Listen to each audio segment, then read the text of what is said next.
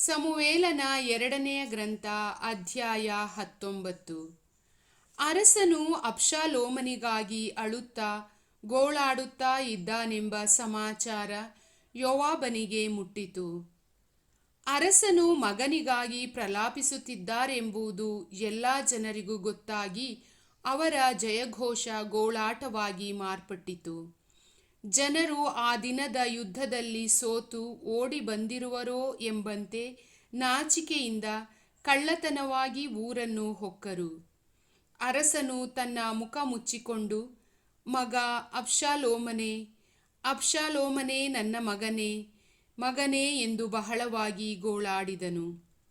ಯೋವಾಬನು ಅರಸನ ಬಳಿಗೆ ಹೋಗಿ, ನಿಮ್ಮನ್ನು, ನಿಮ್ಮ ಗಂಡು ಹೆಣ್ಣು ಮಕ್ಕಳನ್ನು, ಹೆಂಡತಿಯರನ್ನು, ಉಪಪತ್ನಿಯರನ್ನು ರಕ್ಷಿಸಿದಂಥ ನಿಮ್ಮ ಸೇವಕರನ್ನು ಈ ದಿನ ಅಪಮಾನ ಪಡಿಸಿದ್ದೀರಿ. ನೀವು ಶತ್ರುಗಳನ್ನು ಪ್ರೀತಿಸುವವರೂ ಮಿತ್ರರನ್ನು ದ್ವೇಷಿಸುವವರೂ ಆಗಿದ್ದೀರಿ. ನೀವು ನಿಮ್ಮ ಸೇನಾಧಿಪತಿಗಳನ್ನು, ಸೈನಿಕರನ್ನು ಲಕ್ಷಿಸುವವರಲ್ಲವೆಂದು ಈಗ ತೋರಿಸಿಕೊಟ್ಟಿರಿ.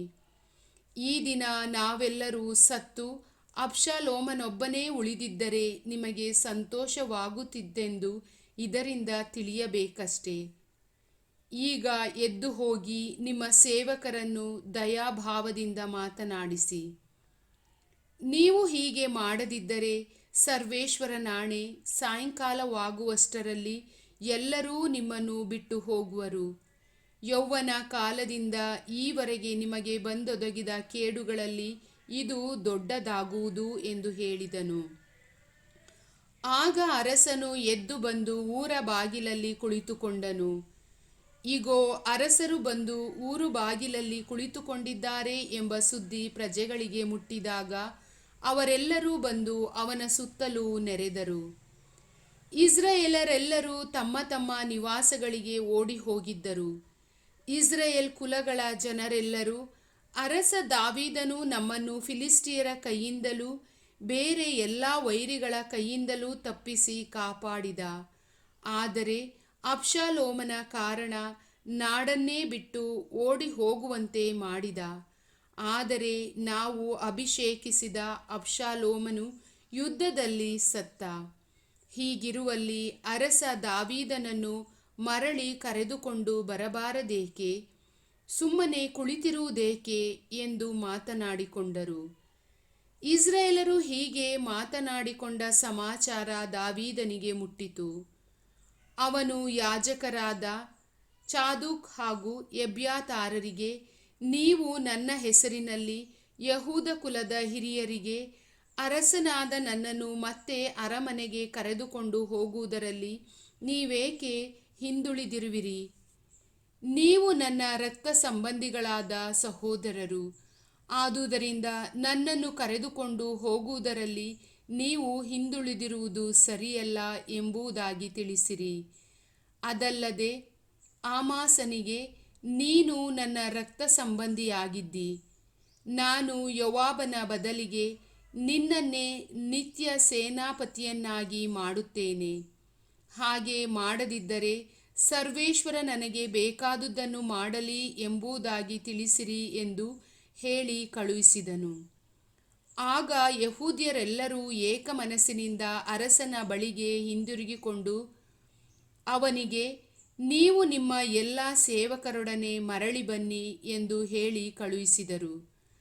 ಅರಸನು ಸ್ವದೇಶಕ್ಕೆ ಹೋಗಬೇಕೆಂದು ಹೊರಟು ಜೋರ್ಡಾನಿಗೆ ಬಂದಾಗ ಯಹೂದ ಕುಲದವರು ಅವನನ್ನು ಸ್ವಾಗತಿಸುವುದಕ್ಕೂ ಜೋರ್ಡಾನ್ ನದಿಯನ್ನು ದಾಟಿಸುವುದಕ್ಕೂ ಗಿಲ್ಗಾಲಿಗೆ ಬಂದರು.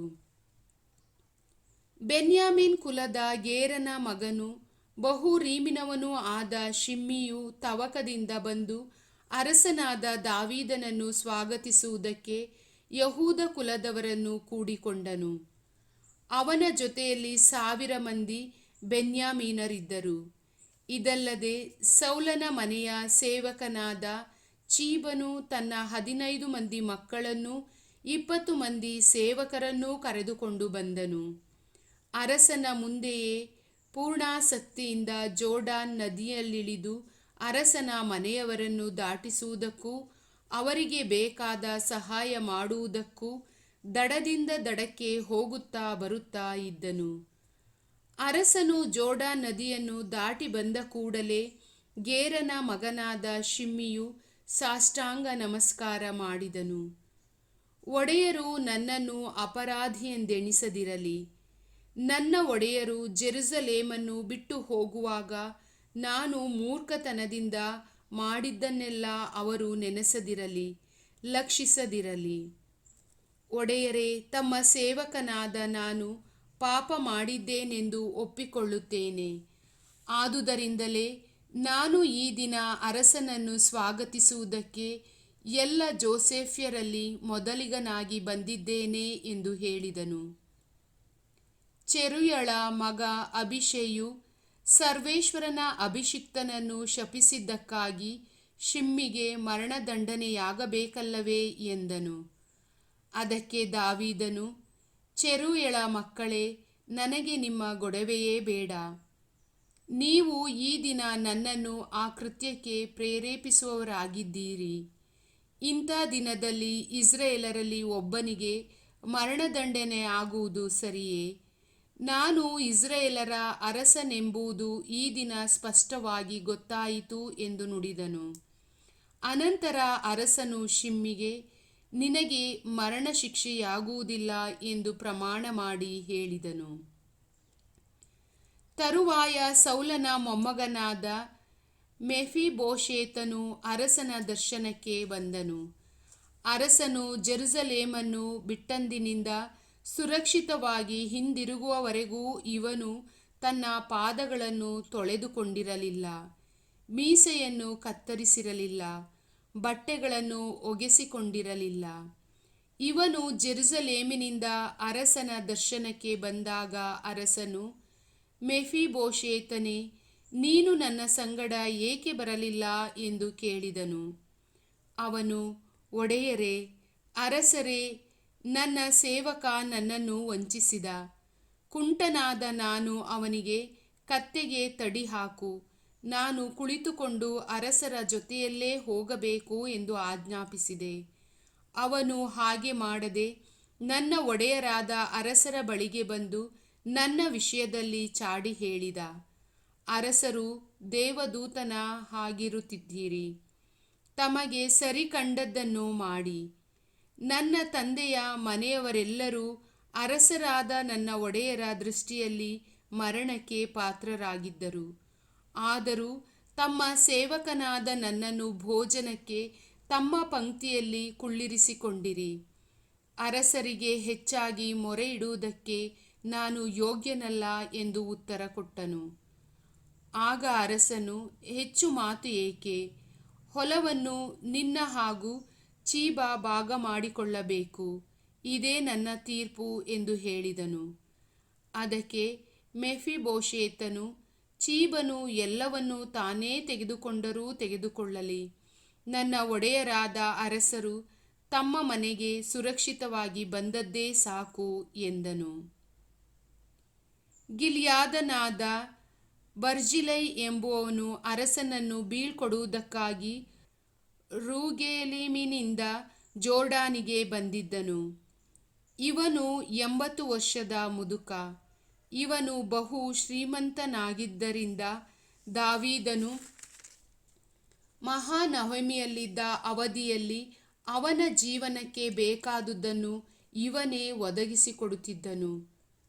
ಅರಸನು ಆ ಬರ್ಜಿಲೈಗೆ, ನನ್ನ ಜೊತೆಯಲ್ಲಿ ನದಿಯ ಆಚೆಗೆ ಬಾ, ನಾನು ಜೆರುಸಲೇಮಿನಲ್ಲಿ ನಿನ್ನನ್ನು ಹತ್ತಿರವೇ ಇಟ್ಟುಕೊಂಡು ಸಾಕುತ್ತೇನೆ ಎಂದನು. ಅದಕ್ಕೆ ಬರ್ಜಿಲೈಯು, ಇಷ್ಟು ವಯಸ್ಸು ಕಳೆದವನಾದ ನಾನು ಅರಸರ ಸಂಗಡ ಜೆರುಸಲೇಮಿಗೆ ಬರುವುದು ಹೇಗೆ? ಈಗ ನಾನು 80 ವರ್ಷದವನು. ಒಳ್ಳೆಯದು ಕೆಟ್ಟದು ಇವುಗಳ ಭೇದ ನನಗಿನ್ನೂ ತಿಳಿಯುವುದೇ? ನಿಮ್ಮ ಸೇವಕನಾದ ನನಗೆ ಇನ್ನು ಅನ್ನಪಾನಗಳ ರುಚಿ ಗೊತ್ತಾಗುವುದೇ? ಗಾಯನ ಮಾಡುವ ಸ್ತ್ರೀ ಪುರುಷರ ಸ್ವರಗಳು ನನಗೆ ಕೇಳಿಸುತ್ತವೆಯೇ? ನಾನು ನನ್ನ ಒಡೆಯರಾದ ಅರಸರಿಗೆ ಸುಮ್ಮನೆ ಏಕೆ ಹೊರೆಯಾಗಿರಬೇಕು? ನದಿ ದಾಟಿ ಸ್ವಲ್ಪ ದೂರಕ್ಕೆ ನಿಮ್ಮ ಸಂಗಡ ಬರುತ್ತೇನೆ. ಅರಸರಾದ ನೀವು ನನಗೇಕೆ ಇಂಥ ಉಪಕಾರ ಮಾಡಬೇಕು? ದಯವಿಟ್ಟು ನಿಮ್ಮ ಸೇವಕನಾದ ನನಗೆ ಹಿಂದಿರುಗಿ ಹೋಗುವುದಕ್ಕೆ ಅಪ್ಪಣೆಯಾಗಲಿ. ನಾನು ನನ್ನ ತಂದೆ ತಾಯಿಗಳ ಸಮಾಧಿ ಇರುವ ಸ್ವಂತ ಊರಿಗೆ ಹೋಗಿ ಅಲ್ಲೇ ಸಾಯುವೆನು. ಇಗೋ, ಇಲ್ಲಿ ನಿಮ್ಮ ಸೇವಕನಾದ ಕಿಮ್ಹಾಮನಿರುತ್ತಾನೆ. ನನ್ನ ಒಡೆಯರಾದ ಅರಸರು ಇವನನ್ನು ಕರೆದುಕೊಂಡು ಹೋಗಿ ತಮ್ಮ ಇಷ್ಟವಿದ್ದಂತೆ ಇವನಿಗೆ ದಯೆ ತೋರಿಸಿ ಎಂದನು. ಅದಕ್ಕೆ ಅರಸನು, ಕಿಮ್ಹಾಮನು ನನ್ನ ಸಂಗಡ ಬರಲಿ, ಅವನಿಗೆ ನಿನ್ನ ಇಷ್ಟದಂತೆ ದಯೆ ತೋರಿಸುತ್ತೇನೆ. ಇನ್ನು ಏನೇನು ಮಾಡಬೇಕೆನ್ನುತ್ತೀಯೋ ಅದೆಲ್ಲವನ್ನು ಮಾಡುತ್ತೇನೆ ಎಂದು ಹೇಳಿದನು. ಜನರೆಲ್ಲರೂ ನದಿ ದಾಟಿದರು. ಅರಸನು ದಾಟಿದ ಮೇಲೆ ಬಿರ್ಜಿಲೇಯನ್ನು ಮುದ್ದಿಟ್ಟು ಆಶೀರ್ವದಿಸಿದನು. ಅನಂತರ ಬರ್ಜಿಲೇಯು ತನ್ನ ಊರಿಗೆ ಮರಳಿದನು. ಅರಸನು ಕಿಮ್ಹಾಮನೊಡನೆ ಗಿಲ್ಗಾಲಿಗೆ ತೆರಳಿದನು. ಎಲ್ಲ ಯಹೂದ್ಯರು ಹಾಗೂ ಇಸ್ರಾಯೇಲರಲ್ಲಿ ಅರ್ಧ ಜನರು ಅರಸನನ್ನು ಕರೆದುಕೊಂಡು ಹೋದರು. ಆಗ ಇಸ್ರಾಯೇಲರೆಲ್ಲರೂ ಅರಸನ ಮುಂದೆ ಬಂದು, ನಮ್ಮ ಸಹೋದರರಾದ ಯಹೂದ್ಯರು ನಮಗೆ ತಿಳಿಸದೆ ತಾವೇ ಹೋಗಿ ಅರಸರನ್ನೂ ಅವರ ಮನೆಯವರನ್ನೂ ಅವರೊಡನೆ ಇದ್ದ ಜನರನ್ನು ಜೋರ್ಡಾನ್ ನದಿ ದಾಟಿಸಿ ಕರೆದುಕೊಂಡು ಬಂದದ್ದೇಕೆ ಎಂದು ಕೇಳಿದರು. ಅದಕ್ಕೆ ಯಹೂದ್ಯರೆಲ್ಲರೂ, ಅರಸರು ನಮಗೆ ಸಮೀಪ ಬಂಧು, ನೀವು ಅದಕ್ಕಾಗಿ ಸಿಟ್ಟುಗೊಳ್ಳುವುದೇಕೆ? ನಾವೇನು ಅರಸರ ಖರ್ಚಿನಿಂದ ಊಟ ಮಾಡಿದೆವೋ? ಅವರು ನಮಗೆ ಏನಾದರೂ ಕೊಟ್ಟಿರುವರೋ ಎಂದು ಉತ್ತರ ಕೊಟ್ಟರು. ಆಗ ಇಸ್ರಾಯೇಲರು ಯಹೂದ್ಯರಿಗೆ, ಅರಸರಲ್ಲಿ ನಮಗೆ 10 ಪಾಲು ಉಂಟಲ್ಲವೇ? ದಾವೀದನ ವಿಷಯದಲ್ಲೂ ನಮಗೆ ಹೆಚ್ಚು ಉಂಟು. ಹೀಗಿರುವುದರಿಂದ ನೀವು ನಮ್ಮನ್ನು ತಿರಸ್ಕರಿಸಿದ್ದೇಕೆ? ನಮ್ಮ ಅರಸರನ್ನು ಕರೆದುಕೊಂಡು ಬರುವ ವಿಷಯದಲ್ಲಿ ಮೊದಲು ಮಾತನಾಡಿದವರು ನಾವಲ್ಲವೇ ಎಂದರು.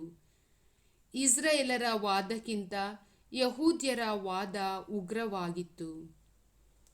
ಪ್ರಭುವಿನ ವಾಕ್ಯ.